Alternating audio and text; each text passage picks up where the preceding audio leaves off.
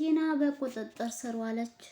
አባባን አሳግታ ያሳጣኸኝን ነገር በሙሉ አንድ በአንድ ወስድብሃለሁ፣ እነጥቀሃለሁ እያለች ስታስፈራራው ነበር።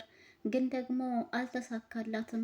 እሷ አላማዋና ፍላጎቷ የእነ ካሌብን ሀብት እንዳለ የራሷ ማድረግ ነበረ። ቤቱም ቢሆን በስም የተደረገልኝ ብላ ስትፈነጭባቸውና እንዲሁም ልብሳቸውን በሻንጣ አድርጋ ከቤቴ ውስጥ ውጡልኝ እስከ ማለትም የደረሰች ሴት ብትሆንም ዛሬ ላይ ግን ያ ነገር አልተሳካላትም። ከቶውንም ደግሞ ፎቶ እያነሳች ቤቱንም ስታስገምት ነበር። በስተመጨረሻ ግን ይሄ ቤት በእሷ ስም እንዳልተደረገ የተፈረመላት ወረቀት ትክክለኛ እንዳልሆነም ከአባትየው ከካሌብ አባትም ሰምታ ነበረ። ይህንን በሰማች ጊዜ በድንጋጤ ራሷን ስታ ወርቃ ለተወሰነ ቀናትም ታማ ነበረ። ያው ልክ ስላለባት ብቻ ቲና እኔማ እሱ እንደዚህ እንዴት ተጫወተብኝ፣ በህይወቱ ላይ ነው የምጫወተው ብላ ቆርጣ ተነስታለች። አሞኛል ብላ እቤት ከዋለች ሰነባብታ ነበር። ይህንን ነገር ያደረገችው ደግሞ አባባ በወጣበት ልታሳግተው ፈልጋ ነበርና ስልኳን ተደዋውላ ካሳገተችው በኋላ የታገተበት ቦታ ድረስ በመሄድ እሱንም ስታስፈራራው ታይታለች። ግን ደግሞ አሁንም ቢሆን ይሄም አልተሳካላትም። ከዚህ በፊት ቤቱ እንደከሸፈባት አሁንም ደግሞ አባባን አሳግቼ የነጠቀኝን መልሼ ነጥቀዋለሁ እያለች ስትፎክር ቢሆንም ነገሩ እንዲህ ቀላል አልነበረምና ሳይሳካላት ቀርቷል። በቁጥጥር ስር ውላለች። ይህንን ጉዳይ እየፈጸመች ያለችው ለብቻዋ ነበር። ማለትም ዳንኤል ምንም የሚያውቀው ጉዳይ አልነበረም። ካሌብ ግን እኔ ይችን ቲናና ዳንኤልን በጭራሽ አላምናቸውም፣ ይቺ መሰሪ የሆነች ልጅ እያለም ለትሁት ሲያወራት ነበር። ትሁት ደግሞ ቲናን እሷም እንደምትጠረጥራት፣ ዳንኤል ግን ምንም የሚያውቀው ነገር እንደሌለ ነበር ለካሌብ የነገረችው። ካሌብ ደግሞ ቆይ ግን አንቺ ልጅ ምንድን ነው ነገርሽ?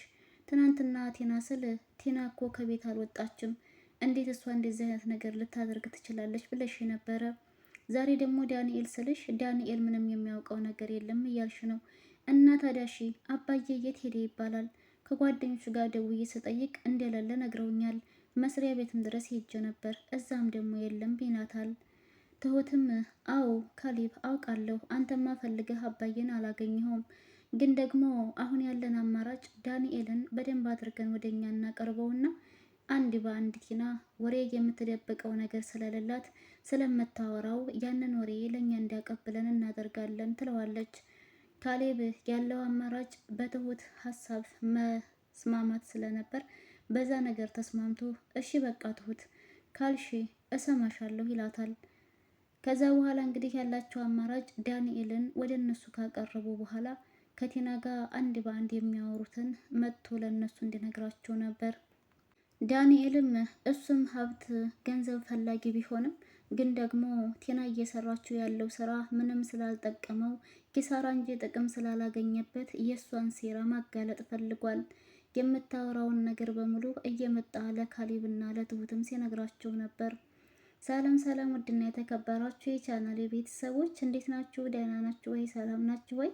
እኔ ሰላም ነኝ አልሐምዱሊላህ። እንደተለመደው ወደ ቻናሌ በአዲስ ቪዲዮ ተከስቻለሁ። ቤተሰብ ቆይታችሁ ከኔ ጋር ይሆን። የግፈኛዋ ሚስትና የሰራተኛዋ ፍጥጫ የሚለው ድራማ እንደቀጠለ ነው። እጅጉን በጣም ደስ የሚልና አጓጊ የሆነ ድራማ ነው። ሁላችንም በጉጉት የምንጠብቀው በተለይ ደግሞ የቲናን መጨረሻ ለማየት ሰፍ ብለን የምንጠብቀው ድራማ ቢሆን የግፈኛዋ ሚስት የሚለው ድራማ ነው። አሁን ላይ ቀወጥ ጠቀለጥ ያለ መንደር ሆኗል።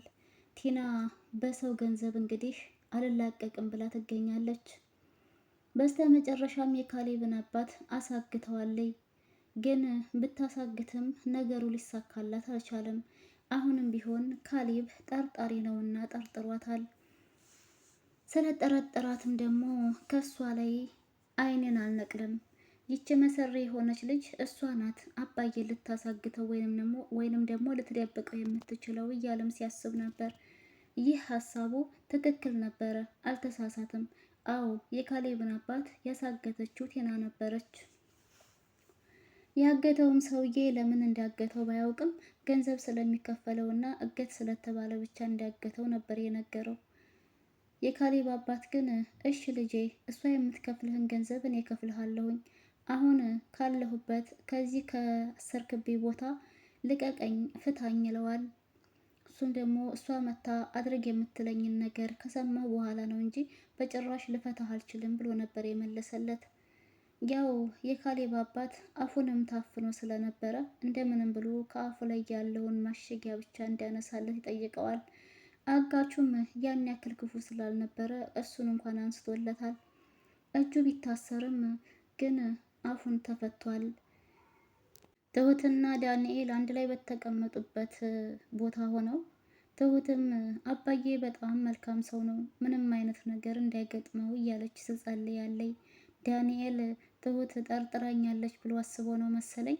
ቆይ ትሁት ግን አሁንም በአባዬ መጥፋት ላይ እጁ አለበት ብለሽ ነው እንዴ የምትጠረጥሪኝ? እስኪ ንገሪኝ ብሎ ሲጠይቃት ትሁትም ደግሞ ዳንኤልን እንዳልጠረጠረችው ነበር የመለሰችለት። እናም ግን ለምን እንደጠየቃትም ስትጠይቀው ያው እኔ ምንም የማውቀው ጉዳይ የለም፣ ካሌብ ግን ይህንን ብለው ምንም ሊያምነኝ አልቻለም። እኔ ደግሞ ስለ አባዬ መጥፋት ምንም የሰማሁትም ሆነ የማውቀው ጭምጭምታ እንኳን አልነበረም። እሺ እንዴት አድርጌ ነው አሁን ካሌብን የማሳምነው? እያለ ትሁትን ያማክራታል። ትሁትም የካሌብን ጨዋነት ስለምታውቅ ካሌብ አሁንም ቢሆን አንተ ምንም አያደርግህም። እኔ እኮ እሱ ጨዋ እንደሆነ ያወቅኩበት መንገድ አንተና ሚስቱ እቤት ውስጥ ይህን ሁላ ነገር ስታደርጉ ስትበድሉት በእናንተ ላይ ከባድ እርምጃ ሳይወስድ ሲቀር በጣም የዋህና ለሰዎች ጥሩ አሳቢ አዛኝ እንደሆነ ተረድቼዋለሁ። ስለዚህ በመጥፎ አትሰበው፣ ካሌብ በጣም ጨዋ ሰው ነው ትለዋለች ለዳንኤል ትሁት። ዳንኤልን በፍርሃት እሺ ትሁት እንደዛ ካልሽ ግን ቆይ አንቺ እኔን እንደዚህ ያደርጋል ብለሽ ጠርጥረሽኛል እንዴ ብሎም ሲጠይቃት ትሁትም ደግሞ እንድታስጨንቀው እንዳልፈለገች ወይም ደግሞ ጥርጣሬዋ ትክክል እንደሆነና እንዳልሆነም ግራ ስለተጋባች ብቻ እሺ ዳኒ ለማንኛውም እንዳስጨንቅህ አታድርገኝ። ትሁትም አዎ ዳንኤልን ጠርጥረዋለች። ምናልባችም አባዬ ከዚህ በፊት ገንዘብ እሰጥሃለሁ ብሎ ስለከዳህና ስላልሰጠህ በዛ ጉዳይ ምናልባች አሳግተውም ሊሆን ይችላል ብዬ ጠርጥሬሃለሁ ትለዋለች። ዳንኤል ደግሞ እባክሽን ትሁት እመኚኝ፣ አዎ የዛ ጊዜ በጣም ተናድጄ ስለነበረ ብዙ ነገሮች ተናግሬያለሁ፣ ግን ደግሞ በጭራሽ እኔ አባዬን እንደዚህ ማደርግ ሰው አይደለሁም። ዳንኤልም ገንዘብ የሚፈልገው ያው ያሰበውን ነገር ሊያሳካ ከኤደን ጋር አንድ ላይ መኖር አላማ ስላለው ነበር፣ ግን ደግሞ ይህ ነገር አልተሳካለትም። ትሁትም እናንተ ገና ለገና ገንዘብ ትፈልጋላችሁና ቤት ውስጥ ያለው ሰው መታመስ መረበሽ አለበት ማለት ነው። እናንተ በሰው ገንዘብ የራሳችሁን ህይወት ልታቃኑ፣ እዚህ ቤት ያለው ሰው ደግሞ መመሰቃቀል አልነበረበትም። ቆይ ግን እናንተ እንዴት ነው የምታስቡት? አንተም ሆንኪች ቲና ሀሳባችሁ ሁላ ግራ የገባ ነገር ነው። ዳንኤል አሁንም እየተቅለሰለሰ ያለው ትሁት እሱ ምንም ነገር እንደማያውቅ ምንም አይነት ነገር እንዳላደረገ እንድታምነው ነበር። ሲቀጥል ደግሞ ለካሌብም እንድትነግርለትና እንዲያምነው በቃ ዳንኤል ምንም አላደረገም ምንም አያውቅም ብሎ ካሌብ እንዲያስብ እንድታደርግለት ነበረ።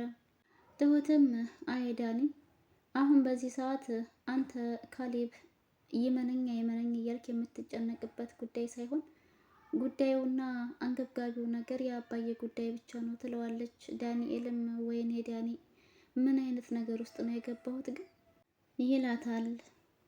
ትሁት ያላት አማራጭ ምንም አይነት ወሬ ስታጣ ካጠገቡ ተነስታ ለማንኛውም እሺ ተረጋጋ ትለውና ትታው ትሄዳለች። ያው አማራጭ የለማ። ካሌብም አባቱን ሲፈልግ ቆይቶ ድክም ብሎት መጥቶ ወደ መኝታ ክላሱ አረፍ ብሎ ነበረ። ትሁትም ከዳንኤል ጋር ቆይታዋን ከጨረሰች በኋላ ወደ ካሌብ ክላስ ነበር ያመራችው። አንኳኩታ ከገባች በኋላ ካሌብ ምን አዲስ ነገር አለ ስለ አባዬ ብላ ስትጠይቀው ካሌብ የመለሰላት መልስ ትሁት የማልፈልገውን ነገር ላደርግ ነው ይላታል። ትሁትም እንዴ ካሌብ የምታደርገው ነገር ለአባዬ የሚጠቅመው ነገር ነው እንዴ ብላ ነበር የጠየቀችው።